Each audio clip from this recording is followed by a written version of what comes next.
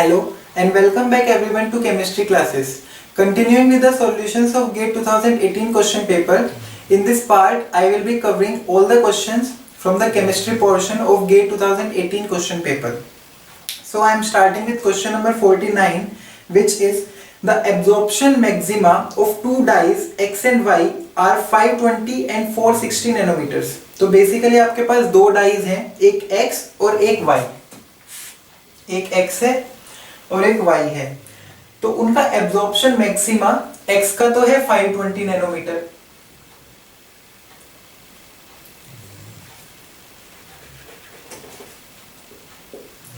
और Y का है 460 nanometer. The absorption data of these dyes measured in a 1 centimeter path length cell are given in the following table below.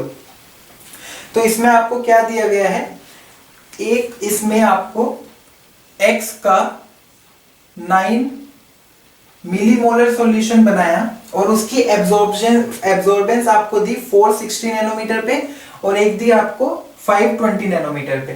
तो obviously जब X का जो absorption maxima है वो 520 नैनोमीटर पे है तो वो 520 पे ज्यादा एब्जॉर्ब करेगा, तो इसलिए उसकी एब्जॉर्बेंस ज्यादा है, 0.765 है.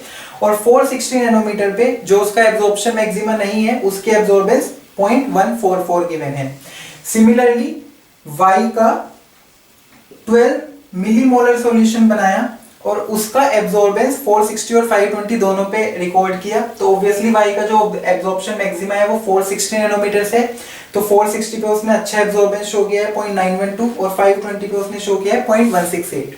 फिर इन्होंने क्या किया, फिर एक मिक्सचर लिया X और Y का, और वो X और Y का मिक्सचर लेने के बाद जब एब्जॉर्बेंस को 460 पे देखा गया तो 0.700 मिला और जब 520 नैनोमीटर पे देखा गया तो 0.680 मिला. तो अब क्वेश्चन में क्या पूछा है कि जो मिक्सचर है उसमें Y का कंसंट्रेशन क्या है.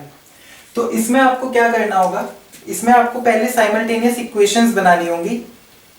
वो साइमल्टेनियस इक्वेशंस कैसे बनेंगी, वो साइमल्टेनियस इक्वेशन आपका जो डेटा इसमें इतना सारा गिवन है उसे यूज करके बनेगी. तो पहली बात तो इस क्वेश्चन में भी किस चीज का यूज करना है, we will be using Beer Lambert's law.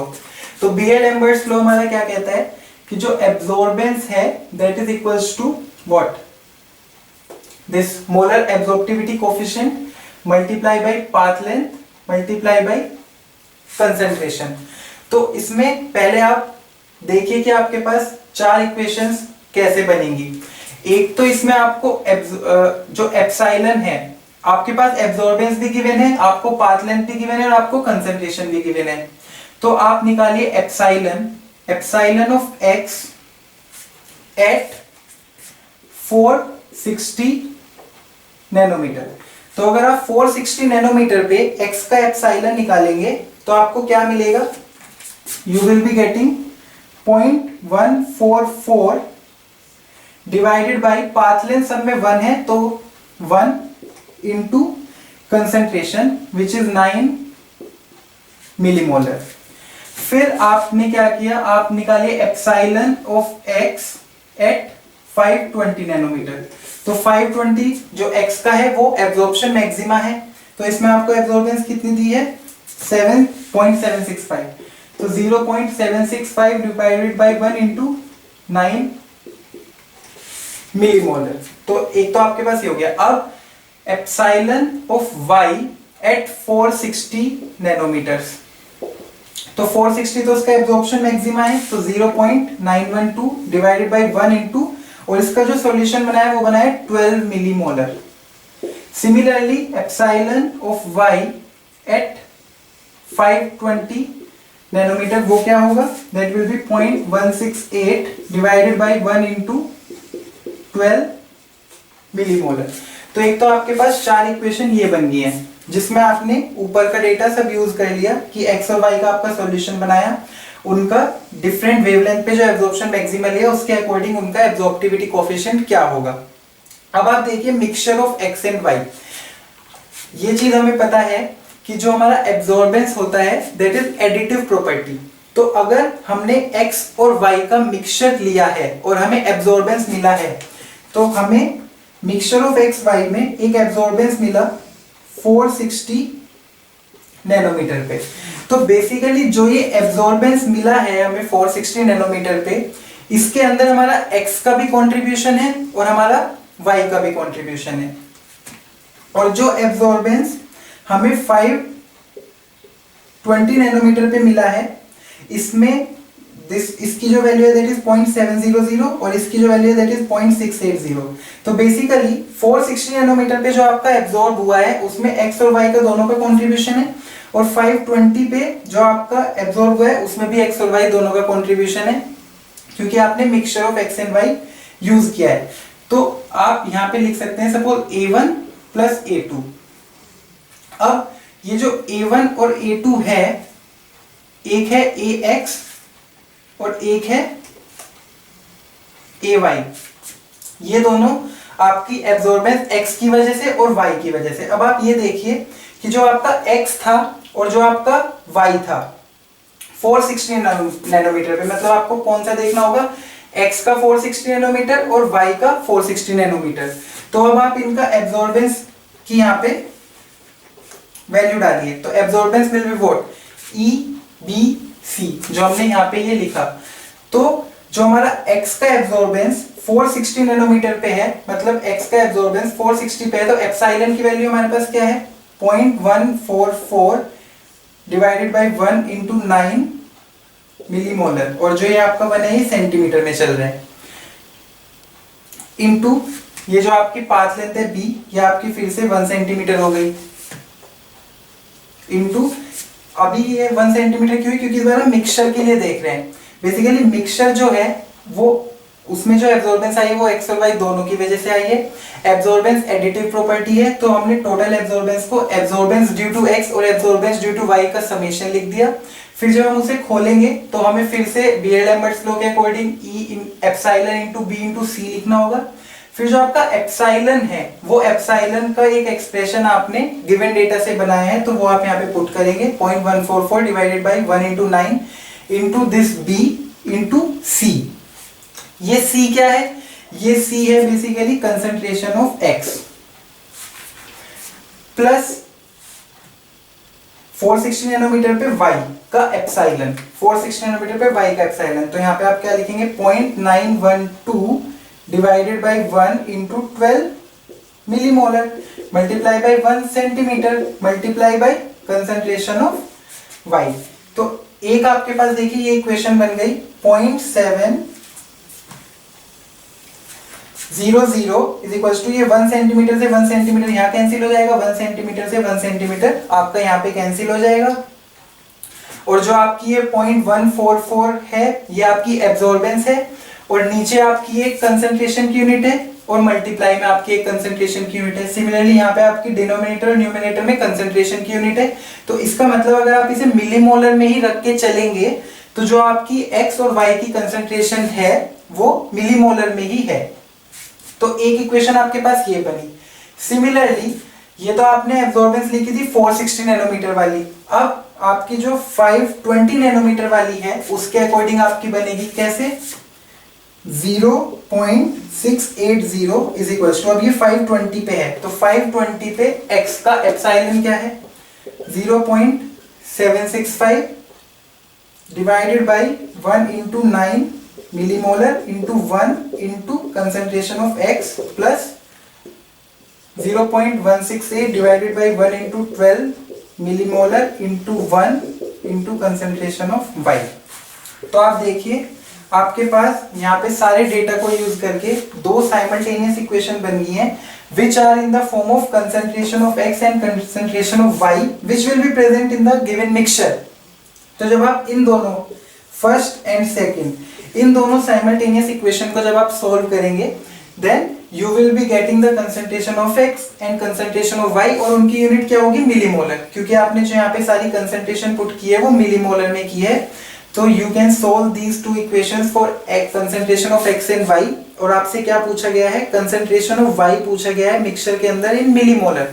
तो आपको कुछ भी यहाँ पे यूनिट कन्वर्जन करने की जरूरत नहीं है, बस आप इन दोनों इक्वेशन को सॉल्व करिए और जो आपका y कंसंट्रेशन की यूनिट आएगी, जो आपकी वैल्यू आएगी वो मिलीमोलर में आएगी, and that will be your final answer.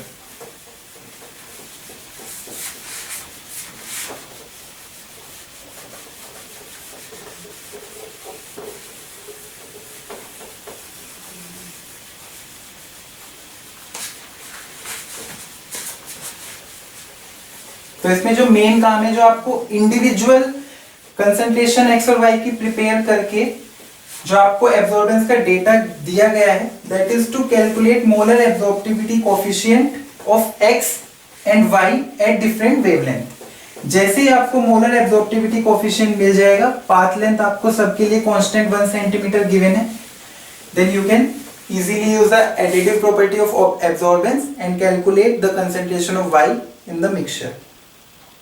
Now the next question is, the pi electrons in benzene can be modeled as particles in a ring that follow Pauli's exclusion principle. तो basically इन्होंने क्या किया है कि जो benzene के pi electrons हैं उन्हें मॉडल किया है as particles in a ring. Basically हमारे पास डिफरेंट मॉडल्स हैं, जैसे हम पढ़ते हैं एक particle in a one dimensional box, ऐसे ही हमारे पास एक मॉडल है पार्टिकल इन अ रिंग। तो उसमें इन्होंने बेंजीन के पाई इलेक्ट्रॉन्स को मॉडल किया है और ये कहा है कि पॉलीज एक्सक्लूजन प्रिंसिपल फॉलो होगा। Given that the radius of benzene is 1.4 angstrom, तो इसमें बेंजीन की रेडियस क्यों लिखा है? बिकॉज यहाँ पे रिंग की बात हो रही है, पार्टिकल इन अ रिंग, तो इसीलिए यहाँ पे इन्होंने रेडियस दी है। रेडियस कितनी दी है? 1.4 angstrom. Now the longest wavelength of light that is absorbed during an electronic transition in benzene is nanometer. तो इन्होंने क्या पूछा है? The longest wavelength of light that needs to be absorbed during electronic transition. तो जो pi electrons हैं उसमें आपको इलेक्ट्रॉनिक ट्रांजिशन करनी है, और जो आपकी इलेक्ट्रॉनिक ट्रांजिशन सबसे ज्यादा वेवलेंथ लेगी, बेसिकली जो हमारी वेवलेंथ है that is inversely proportional to energy. तो जब भी आप एक ट्रांजिशन करेंगे, बेसिकली डेल्टा लैम्डा और डेल्टा ई, तो जब भी आप एक ट्रांजिशन कर रहे हैं that is requiring longest delta lambda, longest wavelength change. तो इसका मतलब क्या हुआ है कि आपका जो एनर्जी चेंज है वो सबसे ज्यादा मिनिमम है, क्योंकि जो आपकी लैम्डा है that is inversely proportional to energy. तो इसमें आपको मिनिमम एनर्जी वाली ट्रांजिशन करके बतानी है। लॉन्गेस्ट वेवलेंथ वाली ट्रांजिशन मतलब मिनिमम एनर्जी वाली ट्रांजिशन। तो जैसे हमारे पास particle in one dimensional box होता है, उसके लिए हमारे पास उसकी हमारा एनर्जी का एक्सप्रेशन है, उसका हमारे पास उसकी ग्राउंड कंडीशंस हैं। तो ऐसे ही जो पार्टिकल इन रिंग होता है उसके लिए भी हम जब पूरा सॉल्यूशन निकाल लेते हैं तो हमारे पास जो एनर्जी का उसका सॉल्यूशन आता है that is n square h cross square divided by 2m r square. ये जो है this is the expression of energy for a particle in a ring. एक चीज तो ये हो गई। अब इसमें एक चीज और ध्यान रखने वाली है, जब हम particle in a one dimensional box की बात करते हैं तो जो वहां पे n की वैल्यू होती है particle in a 1D box में जो हमारी n की वैल्यू होती है वो होती है हमारी 1 से स्टार्ट और 1 2 3 ऐसे जाती है। बट जब हम पार्टिकल इन अ रिंग में बात करते हैं तो पार्टिकल इन अ रिंग में जो हमारी n की वैल्यू है तो 0 से स्टार्ट होती है, और दूसरी बात है उसमें +-1 +-2 +-3 वो ऐसे जाती है।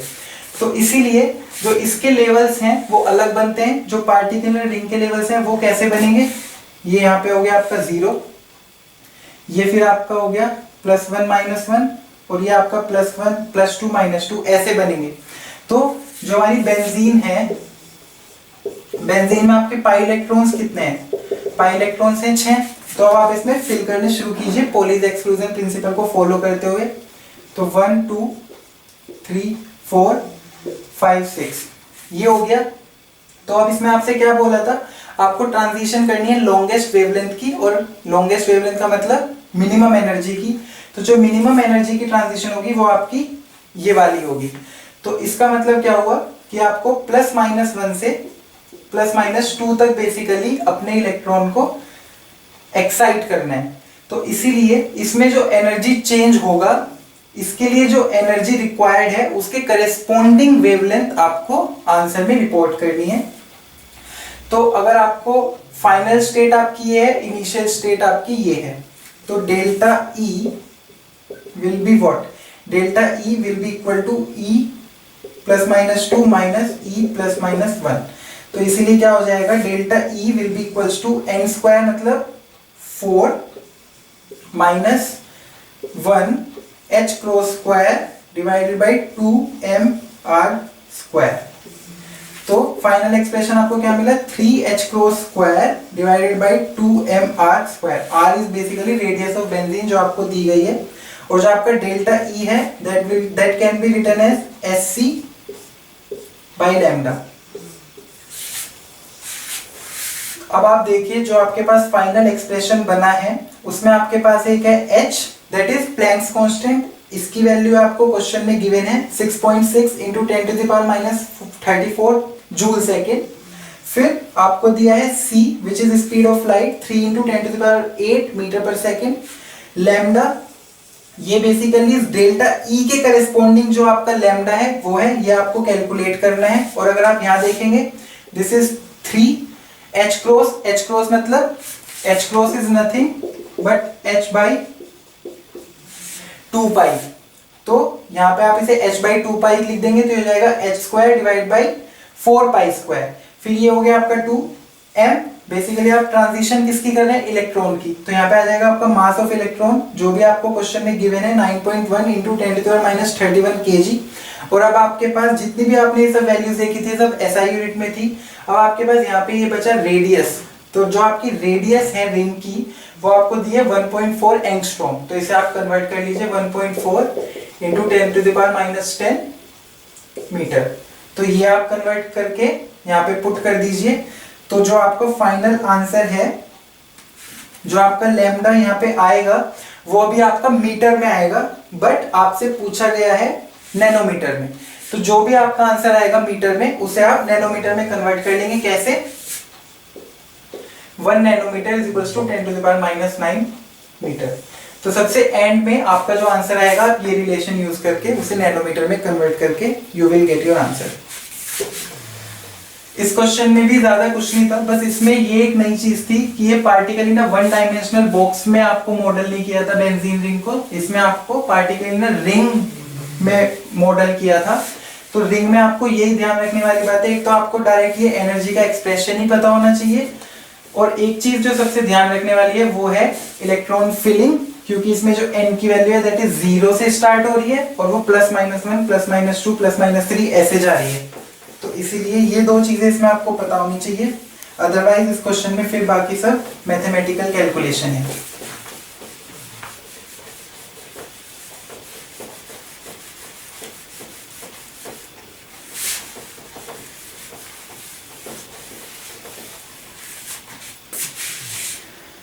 Now the next question is the spacing between the two adjacent lines of the microwave spectrum of SCl is 6.35 into 10⁻11 Hz।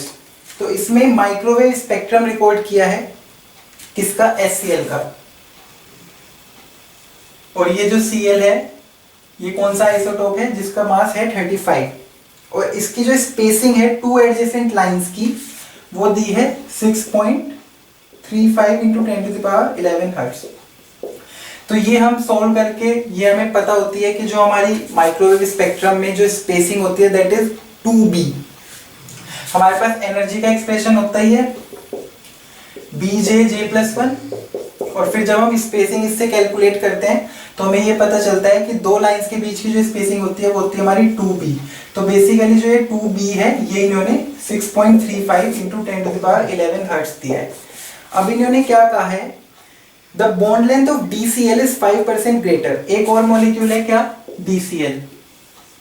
इसमें Cl का आइसोटोप तो 35 वाला है, बट इन्होंने हाइड्रोजन का दूसरा आइसोटोप दिया है ड्यूट्रियम।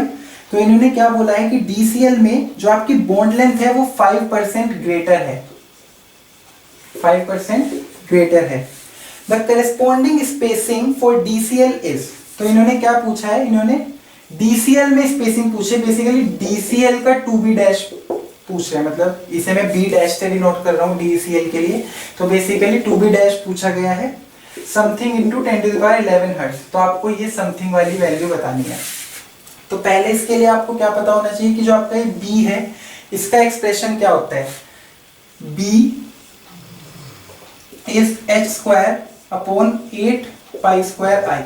अगर आप b को रिप्रेजेंट करते हैं जूल में, बेसिकली जब भी हम ये स्पेक्ट्रोस्कोपी पढ़ते हैं तो हम एनर्जी को एनर्जी की यूनिट्स में भी रिप्रेजेंट कर सकते हैं और हम उसे हर्ट्ज मतलब फ्रीक्वेंसी की यूनिट में भी रिप्रेजेंट कर सकते हैं। तो जब हम b को जूल वाली यूनिट में रिप्रेजेंट करते हैं तो उसका फॉर्मूला होता है ये, मतलब this will have the dimension of energy, actual energy joules. और आप b को फ्रीक्वेंसी की यूनिट्स में भी रिप्रेजेंट कर सकते हैं, तो तब आपको उसे क्या करना होता है, SC से डिवाइड करना होता है। तो ये बन जाएगा आपका h divided by 8 pi square IC। इसके ऊपर फिर ये टिल्डे से रिप्रेजेंट करते हैं, तो ये समझ में आ जाता है कि ये एनर्जी को हर्ट्ज में रिप्रेजेंट किया है। और हमें जो ये एक्सप्रेशन है हर्ट्ज में दिया है, तो बेसिकली हम इस एक्सप्रेशन का यहाँ पे यूज करेंगे। अब जो आपका यहाँ पे I है, this I is mu R square. Mu क्यों लिखा है मैंने, क्योंकि यहाँ पे हमारे पास है डायएटॉमिक मॉलिक्यूल, और जब डायएटॉमिक मॉलिक्यूल आ जाएगा तो हमें रिड्यूस्ड मास की बात करनी होगी। अगर सिर्फ एक मोनोएटॉमिक होता तो हम डायरेक्ट यहाँ पे मास लिख सकते थे, बट अभी यहाँ पे डायएटॉमिक मॉलिक्यूल है, so we will have to talk about reduced मास।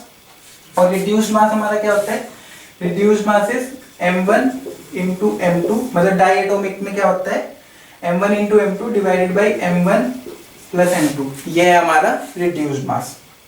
तो अब इस एक्सप्रेशन का हमें यूज करना है, तो कैसे हम यूज करेंगे, जब हमारे पास ये HCl मॉलिक्यूल है उस समय सपोज इसकी जो रेडियस है सपोज वो r है।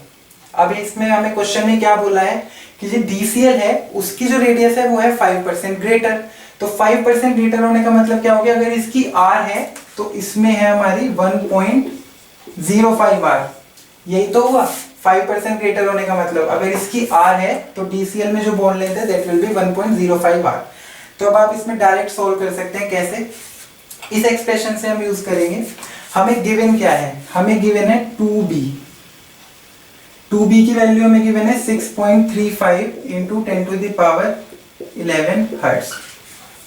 अब आप इसमें b का फॉर्मूला पुट कीजिए, तो b आपके पास क्या है, हर्ट्ज वाला ही आप इसमें पुट कीजिए, 2 into h divided by 8 pi square c into i। अब i आपका क्या है, i is basically mu R square. तो जब आप HCl के निकालेंगे तो m1 into m2 will be 35 और m1 plus m2 will be 36। तो ये आपका ऐसे आ जाएगा म्यू आर स्क्वायर, और ये हो गया आपका आर स्क्वायर। तो आपके पास ये एक एक्सप्रेशन है which is equal to 6.35 into 10 to the power 11। ये आपके पास एक एक्सप्रेशन है। अब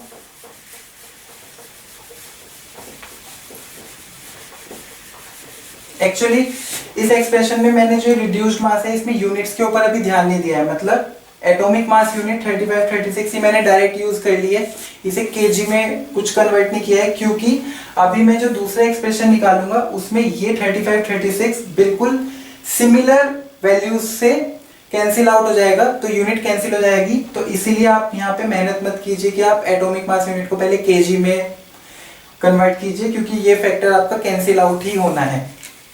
तो अभी आप क्या करेंगे, अब आप DCl के लिए लिखिए। जब आप DCl के लिए निकालेंगे तो आपका क्या आएगा, सपोज ये B डैश है तो वही सेम फॉर्मूला है h upon 8 pi square C और I। अब I आपका है वही म्यू आर स्क्वायर, तो म्यू में क्या डल जाएगा इसमें m1 इंटू m2 मतलब 35 इंटू 2, तो 35 इंटू 2 यहाँ आ गया आपका 70 मल्टीप्लाई ऊपर क्या आएगा 35 प्लस 2 37, ये आ गया। और जब आप यहाँ पे R की बात करेंगे तो बेसिकली जो आपका R डैश है, R डैश इज 1.05 R, तो R डैश का स्क्वायर विल बी 1.05 का स्क्वायर इंटू R का स्क्वायर।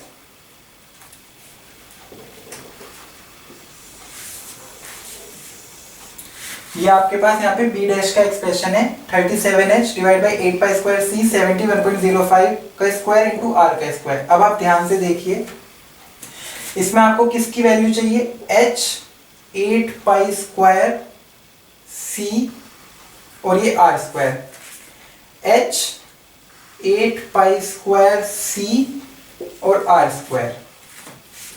ये h upon 8 pi square C into R square ये बाकी सब तो कॉन्स्टेंट्स ही हैं, 2, 36, 35 और ये, तो h upon 8 pi square C R square की वैल्यू आपके पास यहाँ पे है, और इस h upon 8 pi square C R square की वैल्यू जो आपको यहाँ से मिलेगी वो आपको इसमें पुट करनी है।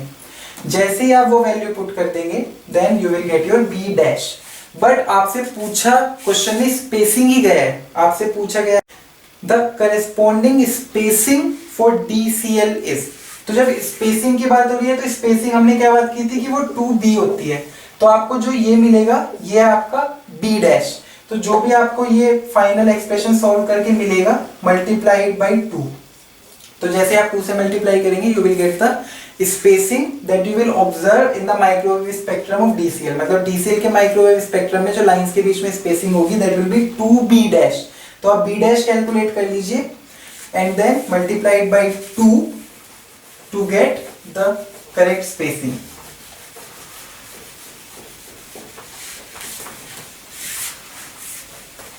बेसिकली ये अभी इसमें 2018 के पेपर में जो क्वेश्चन है वो सारे ऑलमोस्ट फॉर्मूला बेस्ड हैं, बट इनमें कैलकुलेशन में ही आपको थोड़ा ध्यान रखना है क्योंकि कैलकुलेशन इनमें थोड़ी लेंथी है।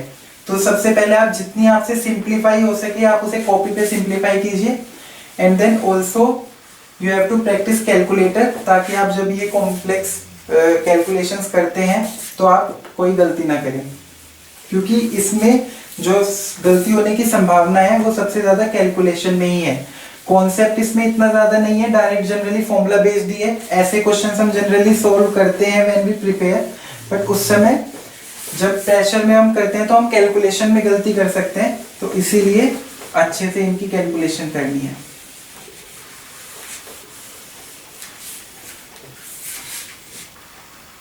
Now the next question is for a diatomic vibrating rotor है, in vibrational level V equal 3 and rotational level J, the sum of rotational and vibrational energies is। तो इसमें पहली बात आपको diatomic vibrating rotor दे दिया और rotational और vibrational energies का समेशन दे दिया। मतलब जो आपकी टोटल एनर्जी है वो आपकी रोटेशनल एनर्जी और वाइब्रेशनल एनर्जी को सम करके आ रही है। तो आप देखिए जो आपको सम दिया है रोटेशनल और वाइब्रेशनल एनर्जीज का वो दे दिया आपको 11493.6 सेंटीमीटर इनवर्स। ठीक है, ये आपकी होगी टोटल एनर्जी। नाउ जो आपकी ये रोटर से एनर्जी आती है उसका क्या एक्सप्रेशन आपके पास होता है, that is BJ+1। BJ+1 its equilibrium oscillation frequency is 2998.3। Equilibrium frequency new क्या दी है 2998.3 सेंटीमीटर इनवर्स। एनहार्मोनिसिटी कांस्टेंट कितना दिया है, एनहार्मोनिसिटी कांस्टेंट मतलब जो इसमें वाइब्रेटिंग रोटर है तो ये एनहार्मोनिक है, तो इसलिए इसमें आपको एनहार्मोनिसिटी कांस्टेंट दिया है विच इज 0.0124, और जो आपका रोटेशनल कांस्टेंट है B वो आपको दिया है 9.716 centimetre inverse under rigid rotor approximation. मतलब इन्होंने रोटर में हमारा रिजिड रोटर वाला अप्रोक्सीमेशन ही माना है, इसीलिए उसमें कोई भी करेक्टिंग फैक्टर्स नहीं आएंगे। बट इसमें इन्होंने एनहार्मोनिक ऑसिलेटर दिया है तो एनहार्मोनिक का हम फर्स्ट ऑर्डर करेक्शन तक यूज करेंगे। The value of J is, और आपसे J पूछा है, तो this is also a very easy question, direct formula based question है। आपको टोटल एनर्जी दे दी which is the summation of rotor की एनर्जी और हमारे वाइब्रेटर की एनर्जी, ऑसिलेटर वाइब्रेटिंग ऑसिलेटर की एनर्जी। तो जो आपका टोटल एनर्जी है that is equals to BJ+1 plus anharmonic oscillator की आप एनर्जी लिखिए वो क्या होती है V+12। अभी आप देखिए इसमें जो एनर्जी है वो आपको वेव नंबर की फॉर्म में रिप्रेजेंट की गई है, और जो आपको ये B की वैल्यू भी दी है ये भी सेंटीमीटर इनवर्स में दी है, तो आपको यहाँ पे यूनिट की अभी तक वरी करने की जरूरत नहीं है। ये भी आपका सेंटीमीटर इनवर्स में है, B भी आपका सेंटीमीटर इनवर्स में है, J+1 ये आपका यूनिटलेस फैक्टर है। फिर V+12 इसमें आपको V की वैल्यू इसमें आपको 3 दे दी है। तो वैसे तो होता है h new, but h new तब होता है जब जूल में रिप्रेजेंट करते हैं। यहाँ पे डायरेक्ट सेंटीमीटर इनवर्स है और ये आपको सेंटीमीटर इनवर्स में ही दिया है, तो यहाँ पे ये न्यू डायरेक्ट आ जाएगा और एनहार्मोनिसिटी के लिए आप क्या लिखेंगे, v plus half square XE new. अब आप ध्यान से देखिए, ये आपको पता है b आपको दे दिया 9.716, इसमें v में आपको वाइब्रेशन स्टेट 3 डालनी है, 3 प्लस हाफ, न्यू आपको दे दिया माइनस v 3 है, 3 प्लस हाफ का होल स्क्वायर, XC की वैल्यू दे दी और न्यू की वैल्यू दे दी। तो इसमें डायरेक्ट आप सारी वैल्यूज पुट करेंगे तो आपके पास एक क्वाड्रेटिक इक्वेशन बन जाएगी और वो कुछ ऐसी बनेगी, J square plus J minus something will be equal to 0। ऐसी इक्वेशन आपके पास बन जाएगी। फिर आपको क्या करना होगा, क्वाड्रेटिक इक्वेशन अगर ऐसी बन जाए जिसमें आप डायरेक्टली रूट्स नहीं निकाल सकते तो हमारे पास फॉर्मूला होता है, तो j will be equal to minus इसके, यहाँ को बोलते हैं a, b और यहाँ वाले को बोलते हैं c, मतलब जो इनके कोफिशिएंट्स हैं। तो इसका कोफिशिएंट a इक्वल 1 है, b का 1 है और c आपका जो भी ये वैल्यू आएगी that will be of minus. तो फॉर्मूला क्या होता है, minus b plus minus b square minus 4ac divided by 2a। तो आप डायरेक्ट कैसे लिख सकते हैं, j will be equal to minus 1 plus minus 1 minus 4 into 1, जो भी c की वैल्यू होगी माइनस में तो उसकी वजह से प्लस हो जाएगा डिवाइडेड बाई 2a। फिर अब यहाँ पे आपके पास देखिए j की दो पॉसिबल वैल्यूज है, क्योंकि यहाँ पे प्लस माइनस लिखा है, तो अगर आप इसकी माइनस वाली वैल्यू कंसीडर करेंगे तो ये पूरी माइनस हो जाएगी। अब जो j है वो कभी भी माइनस नहीं हो सकता बिकॉज वो एक लेवल है। तो -1 माइनस अगर आप करेंगे तो ये एक वैल्यू नेगेटिव आएगी विच इज नॉट पॉसिबल, तो ये माइनस आप यहाँ से हटा दीजिए। तो इसमें जो आपका सिर्फ प्लस है, तो जो भी आपकी अंदर वैल्यू आई इसका आप अंडर रूट लीजिए, -1 कीजिए डिवाइड बाई 2 है, a की वैल्यू बनी है तो divided by 2 and you will get your j। तो डायरेक्टली बस इसमें आपको इस इक्वेशन को सॉल्व करना है and you will get the value of j। j की आपकी जो भी वैल्यू आएगी उसे आपको नियरेस्ट इंटीजर पे राउंड ऑफ करके आपको आंसर देना होगा, बिकॉज j लेवल है, उसका आंसर कभी भी आपका फ्रैक्शन में नहीं हो सकता।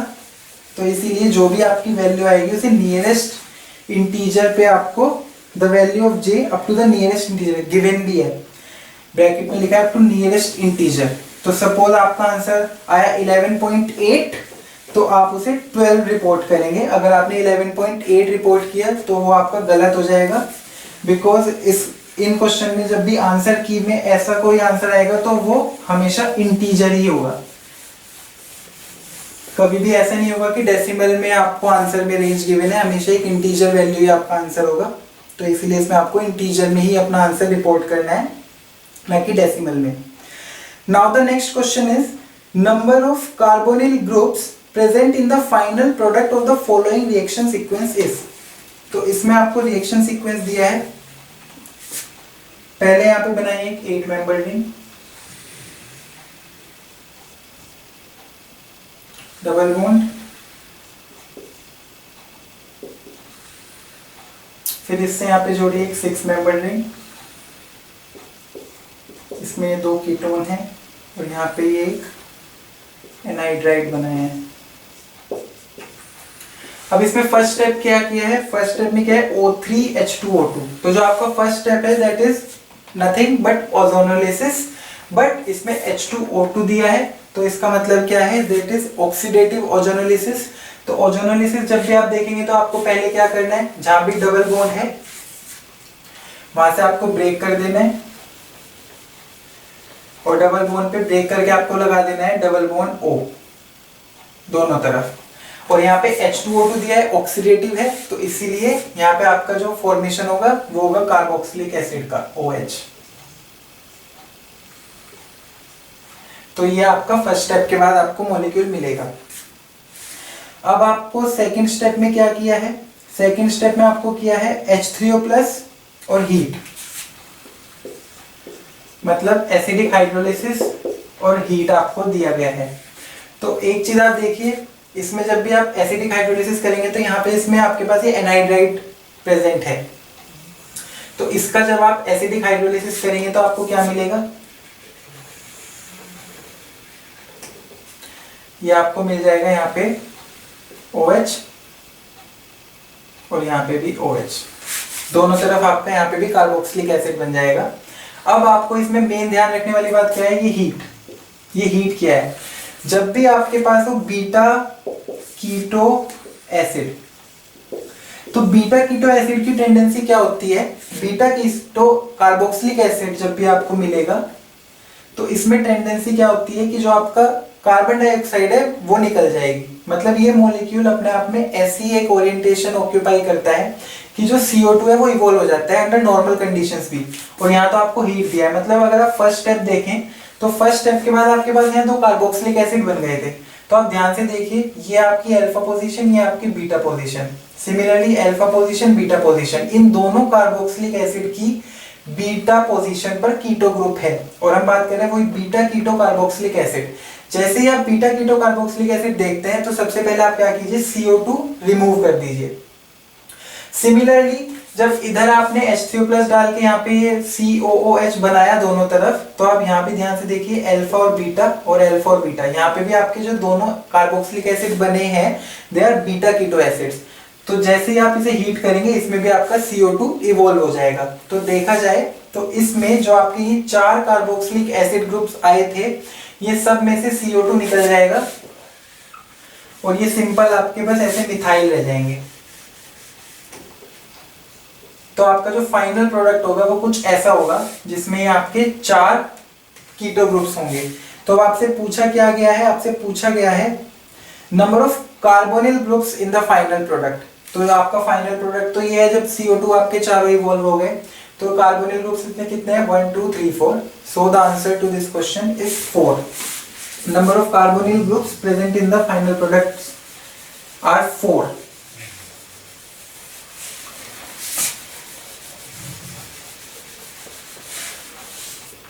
Now the next question is a tetrapeptide made up of natural amino acids। तो एक टेट्रापेप्टाइड बनाया है। टेट्रापेप्टाइड का मतलब क्या है, उसमें कितने अमीनो एसिड हैं, उसमें 4 अमीनो एसिड होंगे और लिंकेज कितने होंगे, उसमें 3 पेप्टाइड लिंकेज होंगे। Has alanine as the N terminal residue which is coupled to a chiral amino acid। तो जब भी हम किसी पेप्टाइड की बात करते हैं तो उसके जो 2 फ्री एंड्स होते हैं उसे हम बेसिकली एन टर्मिनल और सी टर्मिनल बोलते हैं। जो हमारा लेफ्ट वाला होता है दैट इज एन टर्मिनल, फिर बीच में एक पूरी चेन है, फिर एंड में आपका यहाँ पे सी टर्मिनल होगा। तो इन्होंने आपको दिया टेट्रापेप्टाइड, मतलब इसमें आपके 4 अमीनो एसिड हैं। फिर इन्होंने बोला एन टर्मिनल पे, तो इन्होंने क्या लगाया है, एन टर्मिनल पे तो इन्होंने एलानिन को रखा है। और ये किसके साथ कपल हुआ है, ये हुआ है कायरल अमीनो एसिड के साथ। मतलब एलानिन के बाद जो यहाँ सेकंड नंबर पे है वो एक कायरल अमीनो एसिड है। फिर यहाँ पे एक होगा और यहाँ पे एक होगा, ऐसे ये 4 हैं। ये आपका एन टर्मिनल पे है। फिर इन्होंने क्या बोला, जो टेट्रापेप्टाइड है जब आप उसका कंप्लीट हाइड्रोलिसिस कर रहे हैं, upon complete hydrolysis the tetrapeptide gives glycine, alanine, phenyl alanine और एक आपको दे रहा है ल्यूसीन। ये आपको 4 मिल रहे हैं। अब number of possible sequences of the tetrapeptide, तो इस टेट्रापेप्टाइड के कितने पॉसिबल सीक्वेंसेस हैं ये आपको बताना है। तो अब आप देखिए, इन्होंने एन टर्मिनल तो आपका फिक्स ही कर दिया कि एन टर्मिनल पे तो भाई एलानिन ही प्रेजेंट है, और एलानिन से जो कपल हुआ है वो है हमारा कायरल अमीनो एसिड। अब आपको ये बात पता होगी, हमारे पास जितने भी अमीनो एसिड्स हैं उसमें सिर्फ इकलौता जो नेचुरल अमीनो एसिड जो अकायरल है वो होता है हमारा ग्लाइसिन। ग्लाइसिन में कायरलिटी नहीं है। तो इसका मतलब क्या हुआ कि एलानिन के बराबर में ग्लाइसिन तो बिल्कुल भी नहीं आएगा। एलानिन के बराबर में क्या आ सकता है, या तो फिनाइल एलानिन या फिर ल्यूसीन। तो अब हम पॉसिबिलिटी देखते हैं। हमारे पास हो गया एलानिन, एलानिन के बाद सपोज हमने फिनाइल एलानिन लगाया, क्योंकि ग्लाइसिन हम लगा नहीं सकते। तो अब या तो आपका ग्लाइसिन यहां प्रेजेंट हो सकता है और ल्यूसीन यहां प्रेजेंट हो सकता है, और ये तो ऐसे ही रहेगा, और आपका ग्लाइसिन यहाँ पे बाहर भी प्रेजेंट हो सकता है। मतलब जब आपने एलानिन के साथ एक कायरल अमीनो एसिड को प्लेस कर दिया, कपल कर दिया, तो उसके बाद आपके जो 2 बचे, एक कायरल और एक अकायरल, उसमें ग्लाइसिन ल्यूसीन ऐसे भी हो सकता है और ल्यूसीन ग्लाइसिन ऐसे भी हो सकता है। तो 2 पॉसिबिलिटी तो आपकी हो गई है। अब सिमिलरली अभी आपने क्या किया था, जो कायरल अमीनो एसिड आपने इसके बराबर में प्लेस किया था वो था फिनाइल एलानिन। अब आप उस फिनाइल एलानिन की जगह ल्यूसीन भी तो प्लेस कर सकते हैं, ग्लाइसिन तो कर नहीं सकते बिकॉज वो अकायरल है, बट ल्यूसीन तो हो सकता है बिकॉज वो कायरल है। तो अब आप यहाँ पे कर दीजिए ल्यूसीन प्लेस। अब जैसे ही आप यहाँ ल्यूसीन प्लेस करेंगे तो अब ग्लाइसिन और फिनाइल एलानिन ऐसे हो सकता है, और अगर ल्यूसीन यहीं पे है तो फिनाइल एलानिन और ग्लाइसिन हो सकता है। तो दो पॉसिबिलिटी आपकी ये हो गई। तो टोटल पॉसिबिलिटीज जो है वो आपकी यहाँ पे 4 हैं। इससे अलग तो और कोई पॉसिबिलिटी बची नहीं, क्योंकि एन टर्मिनल आपका फिक्स है। एन टर्मिनल के साथ जिसे कपल करना है वो कायरल ही होना चाहिए। तो हमने कायरल की चारों पॉसिबिलिटी देख ली। या तो ल्यूसीन हो सकता है, फिर जब वो ल्यूसीन होगा तो ग्लाइसिन फिनाइल और फिनाइल ग्लाइसिन, और जब वो फिनाइल होगा तो ग्लाइसिन ल्यूसीन और ल्यूसीन ग्लाइसिन। तो यही आपकी 4 पॉसिबिलिटी है टेट्रापेप्टाइड की, जो पॉसिबल है keeping in mind the given conditions. मतलब जो गिवन कंडीशंस हैं वे इन चारों के अंदर फॉलो होंगी। तो इसीलिए हमारे पास 4 पॉसिबिलिटीज हैं अपने टेट्रापेप्टाइड को बनाने की। So the final answer to this question is 4, that the number of possible sequences of the tetrapeptide is 4। मतलब 4 हमारे पास ऐसे टेट्रापेप्टाइड बनेंगे जो गिवन कंडीशंस को सेटिस्फाई करेंगे। Now the next and the last question of this paper, the strongest band observed in the IR spectrum of the final product of the following reaction appears approximately at. तो इसमें एक reaction दी गई है, फिर वो reaction करने के बाद जो प्रोडक्ट बनेगा उसमें जो उसका स्ट्रॉन्गेस्ट बैंड है IR स्पेक्ट्रम का वो कहां पर आ रहा है, ये आपसे पूछा गया है। तो इसमें रिएक्शन क्या गिवन है,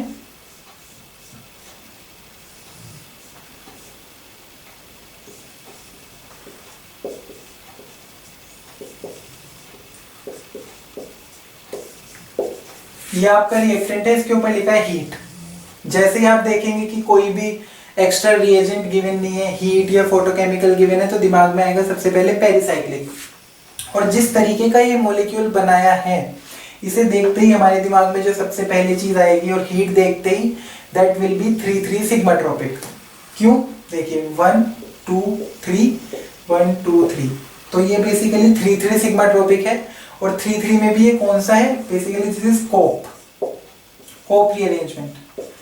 3,3 सिग्माट्रोपिक कोप रीअरेंजमेंट। तो इसमें क्या होगा, जैसे ही आप इसे हीट करेंगे ये आपका 1,1 वाला बॉन्ड तो ब्रेक हो जाएगा, 3,3 वाला आपका जुड़ जाएगा, और ये डबल बॉन्ड आपके इधर माइग्रेट कर जाएंगे। तो आपको कैसे मिलेगा, यू विल बी गेटिंग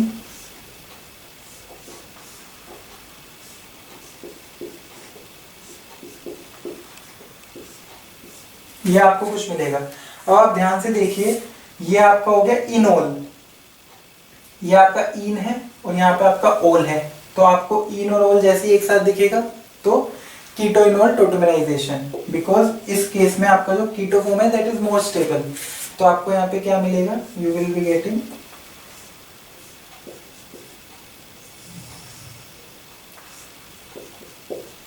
ये। तो आपके प्रोडक्ट में अगर आप देखेंगे जो फंक्शनल ग्रुप आपका फाइनली जनरेट हुआ है दैट इज कीटोन। तो इसमें आपसे क्या पूछा गया है, the strongest band. Strongest band, इसमें काफी सारे बैंड्स मिलेंगे, due to CH stretching, due to CC stretching, बहुत सारे बैंड्स मिलेंगे, बट जो आपका स्ट्रॉन्गेस्ट बैंड होगा that will be due to this carbonyl group, क्योंकि कार्बोनिल ग्रुप में आपका पोलैरिटी है। तो पोलैरिटी की वजह से ये बैंड आपका स्ट्रॉन्गेस्ट बैंड होगा, सबसे ज्यादा इंटेंस बैंड होगा। तो जो आपका कीटोन होता है वो आपका IR स्पेक्ट्रम में कौन सी रेंज में होता है, that is generally around 720 centimetre inverse. तो 720 centimetre inverse your answer. But अब इसमें आपको क्या दिया गया है, इसमें आपको ये ऐसे फॉर्म में दिया गया है, इंटू 100 सेंटीमीटर इनवर्स ऐसे लिख दिया है, और आपको अपना आंसर रिपोर्ट करना है 1 डेसिमल प्लेस तक। तो आप देखिए 1720 को आपको इस फॉर्म में लाना है, तो आपको क्या करना होगा, यहाँ पे आपको 100 है तो 1 2 यहाँ पे डेसिमल लगाना होगा। तो 17.2 इंटू 100 सेंटीमीटर इनवर्स। तो आपसे जो वैल्यू पूछी गई है वो ये है 17.2, और 1 डेसिमल प्लेस तक देना है। So the final answer that you have to report is 17.2 because जो आपकी स्ट्रेचिंग फ्रीक्वेंसी है कीटोन की वो आपकी अराउंड 17-20 सेंटीमीटर इनवर्स होती है। इसमें कोई घबराने की बात नहीं। अगर आपके दिमाग में आ रहा है कि मुझे तो भाई 17-25 पता है, then it's also okay, because ऐसा नहीं होगा कि बहुत ही ब्रॉड नैरो रेंज आएगी। जब भी ऐसा एक क्वेश्चन है तो काफी ब्रॉड रेंज आपको मिलेगी। आप इसमें 17.2 लिख रहे हैं तब भी ओके है, 17.15 लिखेंगे तो भी ओके है, 17.25 लिखेंगे that is also okay, because different ketones की थोड़ी ऊपर नीचे होगी ही, और हम बिल्कुल एग्जैक्ट प्रेडिक्ट नहीं कर सकते कि कीटोन का स्ट्रेचिंग फ्रीक्वेंसी क्या होगा। बस हमें ये पता है कि वो 17-20 के आसपास ही जनरली रहता है। तो 17-20 के हिसाब से आप 17.2 लिखिए, your answer will be correct. So all the questions from chemistry section of this paper are over. I will be discussing the general aptitude portion in one video. So that's all for this video. Thank you for watching this video.